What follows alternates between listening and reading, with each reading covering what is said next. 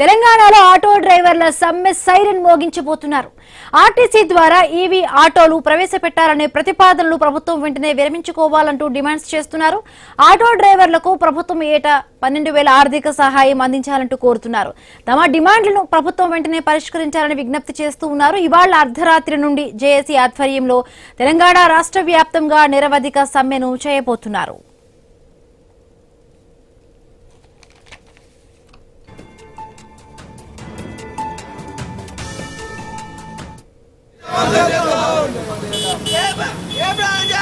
రేపటి నుంచి విజయవంతం చేద్దాం. రేపటి నుంచి ఆటోల బంధుని ఆటో కార్మికులను పరిష్కరించాలి. ఆటో కార్మికుల సమస్యలను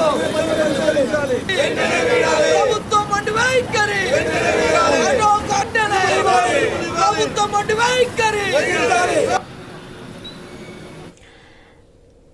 రైట్, ఆగస్టు 23 నుంచి తెలంగాణ వ్యాప్తంగా కూడా ఆటో డ్రైవర్స్ అందరూ కూడా నిరవధిక సమ్మెకైతే పిలుపునివ్వడం జరిగింది. ఆటోలతో పాటు కొన్ని కార్మిక సంఘాలు కూడా ఈ ఆటో డ్రైవర్ల సమ్మెకు కూడా వాళ్ళు మద్దతును తెలుపుతూ ఉన్నారు. ఇప్పటికే జేఏసీతో పాటు అంటే ఇతర కార్మిక సంఘాలు కూడా వీళ్ళకి మద్దతును తెలుపుతున్నారు. ముఖ్యంగా కూడా ఏదైతే 12,000 రూపాయల ఆర్థిక సంవత్సరం ప్రతి ఆర్థిక వాళ్ళకి తోడ్పాటును ప్రతి ఏటా కూడా ఇస్తామంటూ కూడా గవర్నమెంట్ ప్రతిపాదించిన నేపథ్యంలో వాటిని మెయిన్ గా కూడా వాటి అంటే ఉచిత బస్సు ఏదైతే ప్రవేశపెట్టారో అవంతా ప్రవేశపెట్టడం వల్ల చాలా వరకు ఆటో డ్రైవర్లు తమకు రావాల్సిన వృత్తి అంతా కూడా పోతోంది, ఇబ్బందులు పాలవుతున్నాం, 12,000 ఆర్థిక సహాయం ప్రకటించారంటూ కొన్ని డిమాండ్స్ అయితే ప్రతిపాదించడం జరిగింది. రైట్, మాట్లాడదామంటే ఇవాళ అర్ధరాత్రి నుంచి కూడా ఆటో డ్రైవర్లందరూ కూడా సమ్మెకు పిలుపునిచ్చిన నేపథ్యంలో ఆదిలాబాద్ నుంచి మా కరెస్పాండెంట్ శ్రీనివాస్ మనకి అందుబాటులో ఉన్నారు. శ్రీనివాస్, మొత్తంగా చూస్తున్నాము ఆటో యూనియన్లు అందరూ కూడా సమ్మె సైరన్ మోగించబోతున్నారు. ఇవాళ అర్ధరాత్రి నుంచి కూడా వాళ్ళు ప్రధానంగా కూడా కొన్ని డిమాండ్స్ ఎప్పటి నుంచో ఉన్నాయి. ఆటో డ్రైవర్లకు సంబంధించి కూడా కొన్ని సంక్షేమ బోర్డ్స్ అమలు చేయాలి. ఏదైతే ప్రభుత్వం మేనిఫెస్టోలో ప్రకటించిందో ఎన్నికల సమయంలో 12,000 రూపాయల ఆర్థిక సహాయం ప్రకటించాలంటూ కూడా చెప్తోంది. బట్ అవన్నీ కూడా అడుగుతున్నారు. బట్ అక్కడున్న కార్మిక సంఘాల నాయకులు కానీ ఆటో డ్రైవర్లు కానీ ఏం చెప్తున్నారు ఈ బంద్కి సంబంధించి? ఒకవైపు ఆల్రెడీ ప్రభుత్వంతో కూడా చర్చలు జరిపారు, పొన్నం ప్రభాకర్తో మాట్లాడిన పరిస్థితి. బట్ ఆయన కూడా సమ్మెకు వెళ్లొద్దు, చర్చిద్దామని అంటున్నారు. బట్ ఏంటి చర్చలు దిశగా కూడా వెళతారా, లేకపోతే ఈ రోజు అర్ధరాత్రి నుంచే కూడా ఈ సైరన్ మోగించబోతున్నారా? తెలంగాణ రాష్ట్ర వ్యాప్తంగా ఈ రోజు అర్ధరాత్రి నుంచి అయితే ఆటో డ్రైవర్లు జంగు సైరన్ అయితే మోగించనున్నారు. దాదాపుగా గత 3 ఏళ్లుగా కూడా తమకు రావాల్సినటువంటి అది ఏదైతే ప్రభుత్వం ఇచ్చినటువంటి హామీలను ఏది కూడా అమలు చేయట్లేదు. మరోవైపు మహాలక్ష్మి పథకం ద్వారా పూర్తిగా తమ బ్రతుకులు రోడ్డు పడితే మళ్ళీ ఇప్పుడు ఈవీ ఆటోలు తీసుకొచ్చి కూడా తాము ఆటోలు నడపలేని స్థితికి రాష్ట్ర ప్రభుత్వం తీసుకొస్తుందంటూ ఇటు ఆటో డ్రైవర్లు ఆటో యూనియన్ నాయకులు కూడా ఆరోపణలు అయితే చేస్తూ ఉన్న పరిస్థితులు అయితే ఉన్నాయి. ప్రస్తుతానికి మనకు అందుబాటులో మంచిర్యాల జిల్లాకు సంబంధించిన ఆటో డ్రైవర్లు ఆటో యూనియన్ నేతలు ఉన్నారు. వారిని కూడా అడిగి సార్ చెప్పండి, ఏంటి అసలు మీ ప్రధాన డిమాండ్లు ఏంటిది? ఇప్పటికే మీరు ప్రభుత్వంతో అయితే పలు దఫాల చర్చలు జరిపారు, కానీ మీ చర్చలు అయితే సఫలం కాని పరిస్థితి ఉంది. ఈవీ ఆటోలు తీసుకురావద్దని మీరు కోరుతా ఉన్న సిచ్యువేషన్. మీ ప్రధాన డిమాండ్ ఏంటి? రేపటి నుంచి ఎటువంటి ధర్నాలు నిరసనలు మీరు చేయబోతామని? ప్రధాన డిమాండ్ వచ్చేసి తెలంగాణ రాష్ట్ర ప్రభుత్వం కాంగ్రెస్ ప్రభుత్వం రేవంత్ రెడ్డి ప్రభుత్వం హామీలు ఇచ్చిందో హామీలను నెరవేర్చాలని మంత్రులకు పోతా ఉన్నాం. మంచిర్యాల జిల్లా జేఏసీ ఆధ్వర్యంలో తెలంగాణ రాష్ట్ర జేఏసీ ఆదేశాల మేరకు ఈ రోజు మంచిర్యాల జిల్లా ఆధ్వర్యంలో ఈ రోజు రాత్రి నుంచి మేము పట్టు ప్రకటించడం జరిగింది. ఈ సందర్భంగా ప్రభుత్వం మొండి వైఖరి వీడాలి. మొండి వైఖరి వీడి ఈరోజు అర్ధరాత్రి మమ్మల్ని చర్చలు పిలిచి మా డిమాండ్లు ఏవైతే ఉన్నా ఆ డిమాండ్లన్నీ పరిష్కరించాలని, లేకపోతే రేపటి నుంచి మేము జంగు సైరన్ మొదలుపెట్టాం. రేపటి నుంచి రాస్తా రోకోలు, దిశగోపాల దగ్గర మరియు ప్రజాభవన్ ముట్టడి కార్యక్రమాలు ఉంటాయి. కాబట్టి దయచేసి రేవంత్ రెడ్డి ప్రభుత్వాన్ని మేము కోరుతా ఉన్నాము, ఖచ్చితంగా మీరు ఏదైతే హామీలు ఇస్తే హామీలు అమలు చేయాలి. ఇప్పుడు కూడా ఇంతకు ముందే పొన్నం ప్రభాకర్ గారు పొన్నం ప్రభాకర్ గారు ఏమంటున్నారంటే మేము అమలు చేస్తామని చెప్తున్నారు, కానీ ఖచ్చితంగా మేము వాటిని జీవో ఇచ్చి అమలు చేస్తామని చెప్పట్లేదు. మాటలే చెప్తున్నారు, మాటలు కాదు. ప్రభుత్వం ఉత్తర్వులు చేయాలి, దయచేసి ప్రభుత్వం ఉత్తర్వులు చేయాలని చెప్పి సందర్భంగా మేము తెలియజేస్తా ఉన్నాము. లేకపోతే రేపటి నుంచి రాష్ట్ర వ్యాప్తంగా అగ్నిగుండంగా మారిపోతుంది. ఆటో డ్రైవర్లు ఆటో నడపకపోతే రాష్ట్రం మొత్తం స్తంభించిపోతుంది. స్కూల్ పిల్లలకు కానీ, ఉద్యోగులకు కానీ, విద్యార్థులకు కానీ, అన్ని వర్గాల ప్రజలకు కూడా చాలా ఇబ్బంది అవుతుంది. మేము ఏ ప్రజల్ని కూడా ఇబ్బంది పెట్టాలని మా ఉద్దేశం లేదు. కాబట్టి రాష్ట్ర ప్రభుత్వం వెంటనే మమ్మల్ని చర్చలకు పిలవాలి. ఈ సందర్భంగా మంచిర్యాల జిల్లా ప్రజలు కూడా మేము విజ్ఞప్తి చేస్తా ఉన్నాము. మేము ఏ ప్రజలు కూడా ఇబ్బంది పెట్టాలని మేము చేయట్లేదు. మా ఆటో వృత్తికి మా ఆటో వృత్తి ప్రమాదంలో పడ్డది. ఈ ఫ్రీ బస్ వచ్చిన తర్వాత మా జీవనోపాధి మొత్తానికి పడిపోయింది, మా ఆదాయం పడిపోయింది. 200-300 రూపాయలు రావట్లేదు. 200-300 రూపాయలు మేము ఎట్లా జీవించాలి? 200-300 రూపాయలు జీవించాలి. ఈ రోజులలో ధరలు పెరిగిపోయి గ్యాస్, నిత్యావసర ధరలు, డీజిల్, పెట్రోల్, గ్యాస్, నిత్యావసర ధరలు పెరిగిపోయి స్పేర్ పార్ట్స్ పెరిగిపోయి మేము 300 రూపాయలు కుటుంబాన్ని ఎట్లా పోషించుకోవాలి? మాకు ఇల్లు ఉన్నాయి, కిరాయిలు కట్టుకోవాలి, ఫైనాన్సులు కట్టుకోవాలి, కిడిగీలు కట్టుకోవాలి, కొన్ని వారం లోన్లు ఉంటాయి, నెల రోజులు ఉంటాయి. ఈఎంఐలు కట్టకపోతే ఆటోలు ఉంచుకోకపోతారు ప్రయాణికులకి. ఇంత వేదనతోటి, ఇంత ఆవేదనతో ఉంటాయి. ఇళ్ళ మళ్ళా ఈవీ ఆటోలు అని చెప్పి అది ఆర్టీసీకి అనుసంధానంగా ఒక ప్రైవేట్ సంస్థ పెట్టి ఈవీ ఆటోలు పెట్టి ఈ ఆటోలు లేకుండా చేద్దాం అనుకుంటాను ప్రభుత్వం. ఖచ్చితంగా ఈ ఈవీ ఆటోలు ఏవైతే ఉన్నాయో ఆర్టీసీ అనుసంధానంగా వాటిని రద్దు చేయాలి. మరియు ఇంకా దుష్ప్రచారం కూడా చేస్తా ఉన్నాం. ఏదైతే హైదరాబాద్ లో 18,000 ఆటోలకు రెట్రో ఫిట్టింగ్ ద్వారా డీజిల్ ఆటోలు కానీ, పెట్రోల్ ఆటోలు కానీ, గ్యాస్ ఆటోలు కానీ పర్యావరణం రక్షించడం కోసం అక్కడ హైదరాబాద్ లో ఇంప్లిమెంట్ చేస్తే దాన్ని ఇక్కడికి వచ్చి ఈ మన చెన్నూరు ఎమ్మెల్యే జీజే వెంకటస్వామి గారు కానీ, పొన్నం ప్రభాకర్ గారు కానీ రాష్ట్ర వ్యాప్తంగా అమలు చేస్తున్నారని చెప్తున్నారు. వీళ్ళ దొంగ ప్రచారం, దొంగ మాటలు నమ్మకండి. ఈ రోజు పెట్టిన ప్రెస్ మీట్ లో కూడా దొంగ మాటలు చెప్తా ఉన్నాడు పొన్నం ప్రభాకర్ మాటలు ఐదు ద్వారా చెప్తా ఉన్నారు. రాష్ట్ర ఆటో డ్రైవర్లు ఎవరు కూడా నమ్మద్దు, దయచేసి ఎవరు నమ్మద్దు. మనకు మాటలు కావాల్సింది చేతలు. మనకు ప్రభుత్వ ఉత్తర్వులు కావాలి. 3 సంవత్సరాలు టైం ఇచ్చినాం. అంతకుముందు కూడా మనం సమ్మె పోతున్నట్టే కూడా నేను సాంబశివరావు గారు, కోదండ రామిరెడ్డి గారు, రవాణా శాఖ మంత్రి పొన్నం ప్రభాకర్ గారు మాకు టైం ఇవ్వాలంటే సంవత్సరం కూడా టైం ఇచ్చినాం. ఇప్పుడు టైం ఇవ్వలేకపోతాం. అంటే కొత్తగా కాదు, గతంలో మీరు మీతోటి పొన్నం భేటీ అయ్యారు. గత 10 రోజుల క్రితం కూడా మీ యూనియన్ నేతలతో కూడా భేటీ అయిన సిచ్యువేషన్. అసలు ఏంటి మరి భేటీలో మీకున్నటువంటి ప్రధాన డిమాండ్లను ఆయన దృష్టికి తీసుకెళ్ళినా సఫలం కావట్లేదా? అసలు మీ ప్రధాన డిమాండ్లు ఏమి? అసలు భేటీ అయినట్టు మాకు తెలియదు. భేటీ కాలేదు. భేటీ అయితే ఐఐటీ కావచ్చు. వాళ్ళు అసలు మమ్మల్ని పట్టించుకుంటలేదు. ఈ గుప్త మాటలే చెప్తారు. ఈ గుప్త మాటలు చెప్పుకుంటారు, కాలయాపన చేస్తా ఉండరు. పరిస్థితి పెట్టుకున్నదంటే చాలా దారుణంగా ఉంది. బతకలేకపోతాను. సిండే లేదు, చిత్తాలు లేదు, స్కూల్ పిల్లలకి కట్టలేకపోతాను. ఏ భేటీ జరగలేదు, వాళ్ళు ఏమో న్యాయం చేసేట్లేదు. మేము ఖచ్చితంగా ధర్నాకే పోతున్నాం. కాకపోతే మంచిర్యాల ప్రజలందరూ కూడా మాకు సహకరించాలి. ధర్నాన్ని మాత్రం విజయవంతం చేస్తాం. మా ఆటో అవసరం సమాజానికి ఎంత ఉండదు తెలుస్తుంది, ప్రభుత్వానికి కూడా తెలుస్తుంది. ఆటో లేకపోతే ప్రభుత్వం కూడా స్పందించిపోతుంది. అన్ని వర్గాల ప్రజలు కూడా ఆటో అవసరం. మేము అత్యవసర పరిస్థితుల్లో కూడా మేము ఆటో కూడా తీయము. మంజూరు వాటికి ఫోన్ చేసుకోవాలి. ప్రభుత్వాన్ని మేము ఖచ్చితంగా ఒత్తిడి తీసుకొస్తాం. మా న్యాయమైన డిమాండ్లను పరిష్కరించడంతో కూడా మేము కొట్లాడతాం. మా న్యాయమైన డిమాండ్ ఏం లేదు. రాష్ట్ర ప్రభుత్వం ఏదైతే మాకి హామీలు ఇచ్చింది ఎలక్షన్ల ముందు, ఫ్రీ బస్ పెడితే మీకు ఇబ్బంది అవుతుందని 12,000 రూపాయలు ఇస్తామని చెప్పింది. అదే 12,000 రూపాయలు అడుగుతున్నాం. మేము సంక్షేమ బోర్డు ఏర్పాటు ఇస్తామని చెప్తున్నాం. అదే సంక్షేమ బోర్డు అడుగుతాం. సంక్షేమ బోర్డు కూడా మీరు ప్రత్యేకంగా బడ్జెట్ పెట్టకూడదు. మాకు మా దగ్గర నుంచి డబ్బులు తీసుకోరు, సెస్ తీసుకోవడానికి కూడా మా రాష్ట్రంలో ముచ్చుతారు. అయినా కూడా మీరు ఇంటలేదు. ఆటో నగర్లు ఏర్పాటు చేయాలి. ఆటో నగర్లు ఏర్పాటు చేస్తే మీరే చెప్పారు ఎలక్షన్ల ముందు మార్పు తీసుకొస్తాం మీరు ఆటో డ్రైవర్లు బతుకులు మారుతామని చెప్పారు. ఆటో నగర్లు ఏర్పాటు చేయాలి. ఇప్పుడు ఇది జరిమానాలు కానీ లేకపోతే ఇంకా ఏదైనా ఇతర పర్మిట్లు కానీ అది తగ్గిస్తామని చెప్పారు. ఇంకా ఇతర హామీలు కూడా ఇచ్చారు. ఆటో బీమా ఏర్పాటు చేస్తామని చెప్పారు. ఇవేవి చెప్పం. ఇవేవి కూడా అమలు చేయకుండా కాలయాపన చేసుకుంటూ మా ఆటో కొడుతా ఉన్నారు. రేవంత్ రెడ్డి గారికి, పొన్నం ప్రభాకర్ గారికి మేము హెచ్చరిస్తా ఉన్నాము. మా సమస్యలు కనుక డిమాండ్ చేయకపోతే, మా సమస్యలు కనుక పరిష్కరించకపోతే రానున్న ఎలక్షన్లలో నీకు ఎలా బుద్ధి చెప్పాలో మాకు తెలుసు. ఖచ్చితంగా బుద్ధి చెప్పి మేము 8 లక్షల మంది ఆటో డ్రైవర్లు ఉన్నాము. మా కుటుంబాలతో కలుపుకుంటాం 30 లక్షల మంది, 30 లక్షల ఓట్లు, 30 లక్షల మంది. నువ్వు ఓడిపోవడానికి మేము ఖచ్చితంగా నిన్ను ఓడగొట్టడానికే మేము సంకటం కట్టుకుంటాం అని చెప్పి ఈ సందర్భంగా తెలియజేస్తాం. దాదాపు గతంలో ఎట్లా ఉండే మీరు ఆటోలు నడిపినప్పుడు, మహాలక్ష్మి పథకం తర్వాత మీ పరిస్థితి ఎలా ఉంది? దాదాపుగా ఈ 3 ఏళ్ల కాలంలో 200 మందికి పైగా ఆటో డ్రైవర్లు అయితే ఆత్మహత్యలు చేస్తూ ఉన్నారు. ఆర్థిక భారాన్ని మోయలేక కూడా ఆత్మహత్యలకు పాల్పడ్డ పరిస్థితులు ఉన్నాయి. మరి వాళ్ళు ఎవరికైనా కనీసం ప్రమాద బీమా 5 లక్షలు వచ్చిందా? అసలు ప్రభుత్వం నుంచి మీకు రావాల్సిన డిమాండ్లు ఏంటి? మీరు కోరుతున్నది ఏంటి ప్రభుత్వాన్ని? ప్రమాద బీమా పద్ధతి పెడితే అన్న సాఫీగా జారిపోతున్న మా లైఫ్లలోకి మా డ్రైవర్ల భక్తులకి గుడిపండు పడ్డట్టుగా ఫ్రీ బస్ డిస్కస్ పెట్టినాను. పెట్టినాక ఏమైంది? నేను అనుకున్నప్పుడు ఫస్ట్ కాంగ్రెస్ సపోర్ట్ చేసి డ్రైవర్ల యూనియన్లను మాట్లాడుకొని కాంగ్రెస్ గెలిపేలా మార్పు తీసుకురావాలని నిజానంతో పోయినాం. చాలా జనాల కాంగ్రెస్ మనం మార్పు తీసుకొచ్చుకున్నాం. టీఆర్ఎస్ పార్టీ ఇస్తే కాంగ్రెస్ పార్టీ చేస్తుంది అని చెప్పి జనాలలో తీసుకుపోయి ఓట్లు ఇచ్చే బాధ్యత మేము 75% తీసుకున్నాం. ఎందుకంటే మా ఆటోలలో రోజుకు 100-200 మంది చెప్తూ అంటారు, దిగుతూ అంటారు. కాబట్టి మేము అదే ప్రచారం చేసుకుంటాం. నేను దానిలో ఏమైంది, గెలిచినాక వెంటనే మహాలక్ష్మి పథకం పెట్టిండు. మహాలక్ష్మి పథకం పెట్టినాక అప్పుడు ఏమన్నాడంటే, మీరు ఆటో డ్రైవర్లు బాధపడకండి, మీకు సంవత్సరానికి 12,000 చొప్పున ఖచ్చితంగా మేము ఇస్తాం. అదే విధంగా మా మోహన్ దశలో పెట్టినట్టుగా వెహికల్లతోటి సంక్షేమ బోర్డు ఏర్పడిస్తామని చెప్పారు. అది అక్కడికి ఆగిపోయింది. మహాలక్ష్మి పథకం వచ్చినాక పీ బస్ వచ్చినాక ఏమైందంటే కనీసం రోజుకు 800 నుండి 1000 రూపాయలు సంపాదించుకున్న ఆటో పరిస్థితి ఎంత వరకు ఏంటంటే 200-300 వచ్చింది. ఇంత పరిస్థితి దిగజ అన్నప్పుడు ఎట్లా ముందు పోతాం, ఇంట్లో బతకాలి అని అడుగుతాం. ఇంకొకటి, ఇప్పుడు 3 సంవత్సరాలు గవర్నమెంట్ లో మామూలుగా కాంగ్రెస్ గెలిచి 3 సంవత్సరాలు అవుతారు. ఇప్పటి వరకు ఇస్తాన్న 12,000 ఇవ్వలేదు, ఇస్తాన్న సంక్షేమ బోర్డు ఇవ్వలేదు,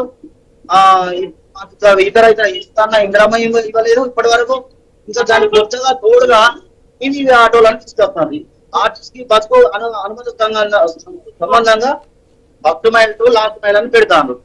ఇక దాన్ని పెట్టినాక ఇప్పటికే చాలా బతుకున్న ఆటో డ్రైవర్లు first mile to last mile ఆర్టిస్టుల్లో కొట్టినాక డ్రైవర్లు ఎక్కడ బతకాలి, డ్రైవర్లు ఎక్కడ బతకాలి, వాళ్ళ పిల్లలు ఎక్కడ బతకాలి, మేము ఎట్లా పోషించుకోవాలి, మా భార్యలు పిల్లలు మా ఇంట్లో మా ఆటోల్లో మా ఫైనాన్సులు ఎట్లా బతకాలి, మీరు ఏ రకంగా పోషించుకోమంటారు? ఇప్పుడు ఒకవైపు మంత్రి పొన్నం కూడా చెప్తా ఉన్నారు, ఈవీ ఆటోలు తీసుకొచ్చినా కూడా పాత ఆటో వాళ్ళే నడిపే విధంగా చర్యలు తీసుకుంటాం, కొద్ది కాలం ఆగండి అంటూ కూడా ఆయన చెప్తున్న పరిస్థితి. మీరు నమ్మే పరిస్థితి ఉందా? పొన్నం మాటలు ఏ రకంగా చూస్తారు అన్న? ఇప్పుడు పొన్నం ప్రభాకర్ రాష్ట్ర సంస్థ మంత్రి గారు ఏమనుకుంటున్నారు అంటే, హైదరాబాద్ లో పెద్ద యూనియన్లు ఉన్నాయి, ఎక్కువ జనాభా ఉంటుంది, ఎక్కువ ఆటోలు ఉన్నాయి కాబట్టి వీళ్ళని మెల్లగా చాలా పడితే ఇక రాష్ట్రం అంతా చల్లగా అయిపోతుంది. వేరే లెవెల్ మాట్లాడిన ఎక్కడ అక్కడ వృత్తిపారు ఎక్కడ ఆలోచిస్తున్నాడు.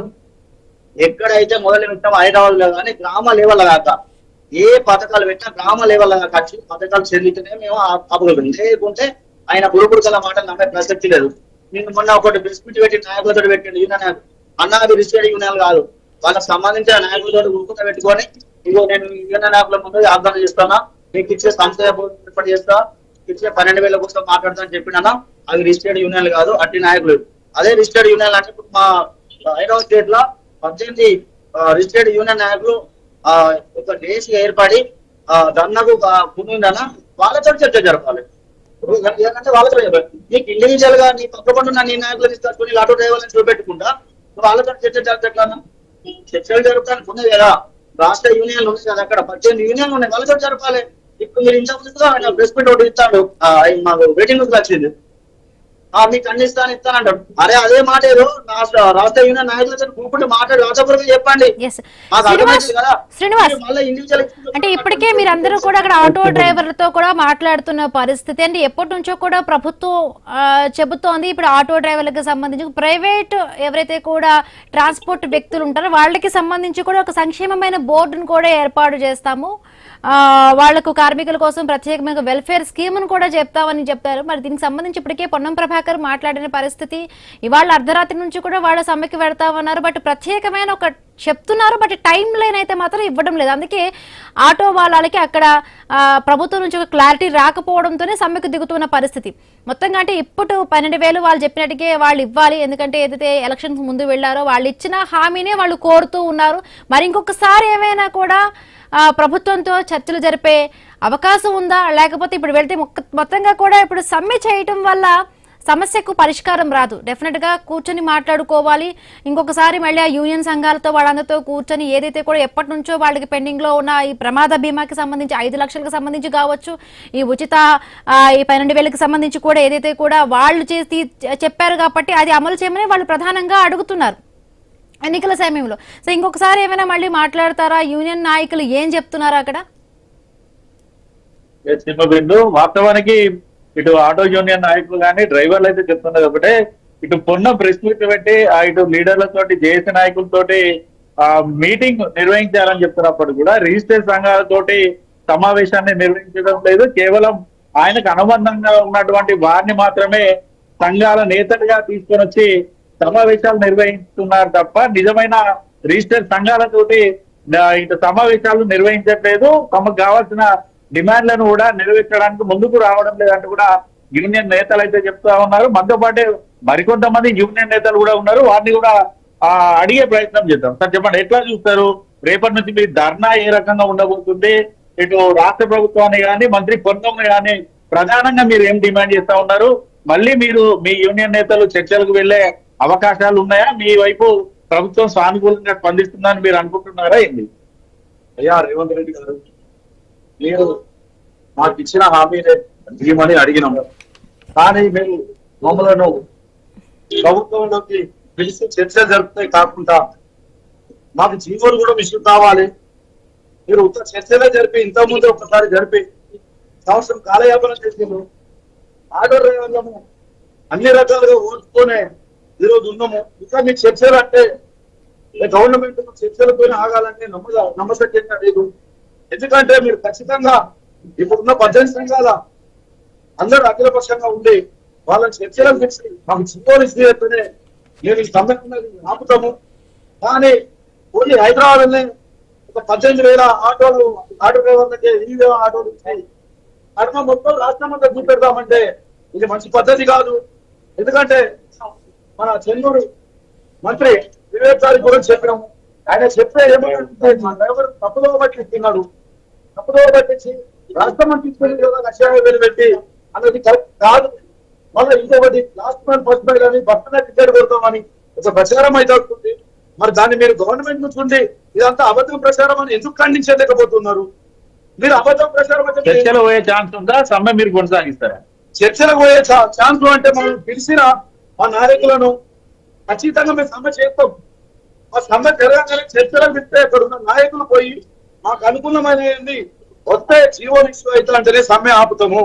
లేదు అంటే ఒక హైదరాబాద్ సిటీ మంచిర్యాల జిల్లానే కాదు, గ్రామాన పోయి ఆటో డ్రైవర్ల జీవితాలు ఏంటి, ఆటో డ్రైవర్ల సమ్మె ఎట్లున్నది అన్నది గవర్నమెంట్ చూపెడతాం. ఈ రోజు ఒక 108 అంబులెన్సే కాదు, ఆటో డ్రైవర్ లేకపోతే ప్రతి ఒక్క కార్యకర్త, ప్రతి ఒక్క నాయకుడు, ప్రతి ఒక్క ఆ తల్లికి చెల్లికి అవ్వకు హాస్పిటల్ పోవాలన్నా, ఊరికి పోవాలన్నా, ఎక్కడికి పోవాలన్నా ఆటోలు ఎప్పుడైనా అడగండి.